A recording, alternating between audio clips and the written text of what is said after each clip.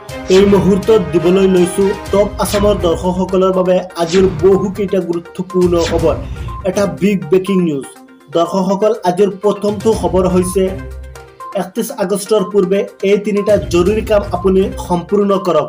চৰকাৰে আপোনাৰ একাউণ্টত ধন প্ৰেৰণ কৰিছে।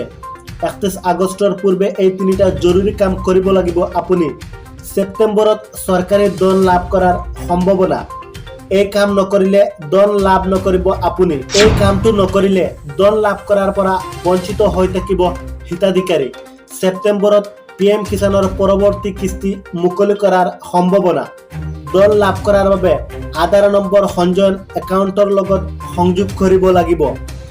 তাৰ পিছত পৰ্টেল সংলগ্ন কৰিব লাগিব আধাৰ নম্বৰৰ লগত। সম্পাদন কৰিব লাগিব eKYCৰ কাম। কেনেকৈ আপুনি eKYCৰ কাম সম্পূৰ্ণ কৰিব তাৰ সবিশেষ তথ্য আপোনাৰ ওচৰত দাঙি ধৰিছোঁ।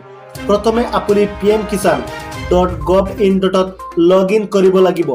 ইয়াৰ পিছত ফাৰ্মছ অপশ্যনত ক্লিক কৰি eKYCত ক্লিক কৰিব লাগিব আৰু এনেকৈ আপুনি eKYCৰ কাম সম্পূৰ্ণ কৰিব পাৰিব। আজিৰ দ্বিতীয়টো খবৰ হৈছে ভাৰতীয় সেনাৰ মহানুভৱতাই সময়ে সময়ে প্ৰভাৱিত কৰে সমগ্ৰ দেশবাসীক। কেতিয়াবা যদি শ্বহীদৰ বন্ধুৰ বগ্নিৰ বিয়াৰ সমস্ত দায়িত্ব মূৰ পাতি লৈছে, কেতিয়াবা আকৌ অশীতিপৰ বিদ্যাক বুকুচাত তুলি উদ্ধাৰ কৰিছে ভাৰতীয় সেনাই। সেই ভাৰতীয় সেনা সদায় ভাৰতীয়ৰ মনত হিৰো হৈ থাকে। এইবাৰ এজন গুলীবদ্ধ সন্ত্ৰাসবাদীৰ জীৱন ৰক্ষা কৰি মহানুভৱতাৰ পৰিচয় দিছে ভাৰতীয় সেনাই। জম্মু কাশ্মীৰৰ ৰাজৌৰি জিলাৰ LOCত পলায়নৰ সময়তে ভাৰতীয় সেনাৰ গুলীত আহত হৈছিল পাকিস্তানী এজন সন্ত্ৰাসবাদী। কিন্তু ভাৰতীয় সেনাই সন্ত্ৰাসবাদীজনক মৃত্যুৰ বাবে এৰি নিদি চিকিৎসালয়ত ভৰ্তি কৰে আৰু সন্ত্ৰাসবাদীজনৰ অধিক ৰক্তৰক্ষণৰ বাবে তেজৰ প্ৰয়োজন হোৱাত ভাৰতীয় সেনাৰ এজন জোৱানে ৰক্ত দি সন্ত্ৰাসবাদীজনৰ জীৱন ৰক্ষা কৰে। এয়া হৈছে ভাৰতীয় সেনাৰ মহানুভৱতা।